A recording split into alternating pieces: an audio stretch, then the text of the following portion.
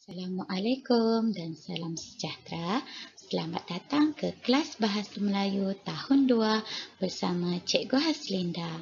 Apa khabar murid-murid? Cikgu harap semuanya sihat dan ceria. Murid-murid, hari ini hari Rabu. Tarikh hari ini 3 Februari 2021. Aktiviti kita yang pertama hari ini adalah menulis perenggan dengan betul dan kemas. Jom tulis. Murid-murid, sila buka buku teks Bahasa Melayu jilid 1, muka surat 9. Pada muka surat ini, murid-murid dapat melihat petikan bertajuk Bercuti di Bukit Larut.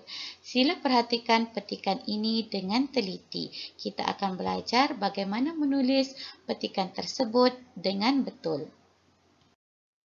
Baiklah murid-murid, sekarang cikgu akan ajar bagaimana menulis perenggan dengan betul. Perhatikan petikan pada sebelah kanan ini. Terdapat 4 perenggan. Baiklah, perenggan pertama perlulah ditulis di tepi garisan tanpa jarak. Bayangkan, ini adalah garisannya. Jadi perenggan pertama ditulis di tepi garisan tanpa jarak. Okey. Manakala perenggan kedua, ketiga dan keempat perlulah tulis ke tengah dengan jarak 2 jari. Perhatikan ada ruang di sini. Cikgu anggarkan jarak 2 jari. Begitu juga dengan perenggan ketiga, keempat dan seterusnya hinggalah tamat petikan. Perlu ditulis ke tengah dengan jarak 2 jari. Ingat ya murid-murid? Seterusnya, bagi membezakan antara perenggan dengan perenggan yang lain, kita perlulah langkah 1 baris bagi setiap perenggan yang kita tulis. Perhatikan ruangan yang telah cikgu lukis. Ini adalah jarak yang perlu kita buat untuk membezakan daripada perenggan 1, 2, 3 dan 4. Setiap perenggan kita perlulah langkah 1 baris. Ingat ya murid-murid? Seterusnya, bagi memastikan tulisan kita lebih kemas dan cantik, setiap perenggan yang kita tulis perlulah jarak 1 jari bagi setiap perkataan.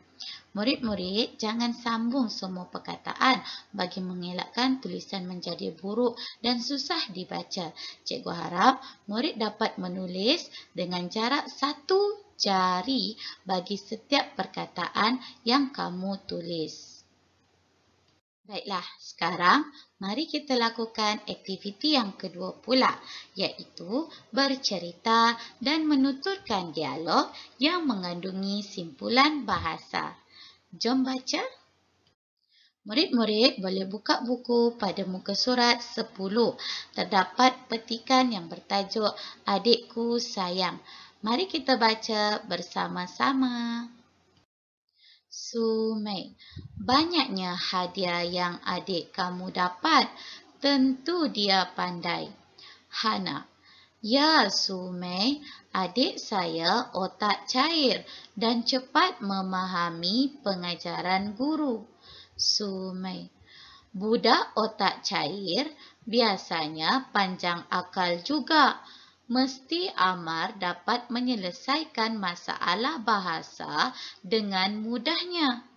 Hana, betul Sumei, Amar bukan sahaja pandai tetapi juga ringan tulang. Dia suka membantu orang lain. Sumei, kalau begitu pasti Amar menjadi anak emas dalam keluarga kamu. Hana, ya, Amar memang buah hati semua orang.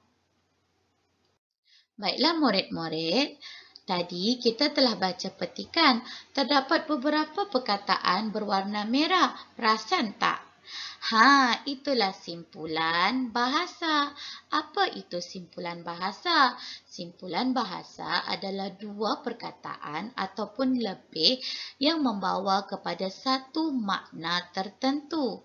Contohnya, otak cair. Otak cair bermaksud pandai. Yang kedua pula, panjang akal bermaksud cerdik. Yang ketiga, ringan tulang bermaksud rajin. Yang keempat pula, anak emas yang bermaksud orang yang dikasihi oleh ibu bapa atau majikan. Yang terakhir, buah hati bermaksud orang kesayangan. Jadi, kalau murid-murid tidak tahu apa maksud simpulan bahasa itu, murid-murid boleh rujuk kamus dan orang tertentu untuk mengetahui maknanya.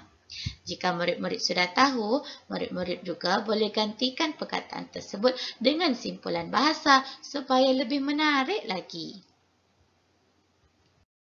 Baiklah murid-murid, sebelum cikgu tamatkan sesi pembelajaran pada hari ini, cikgu ingin berpesan bahawa membaca jambatan ilmu. Rajin-rajinlah membaca supaya ilmu kamu bertambah. Ingat ya. Murid-murid, jangan lupa tangkap gambar dan hantar kepada cikgu hasil tulisan perenggan yang kamu telah buat. Ada pertanyaan? Boleh hubungi cikgu. Sekian, terima kasih. Jumpa lagi.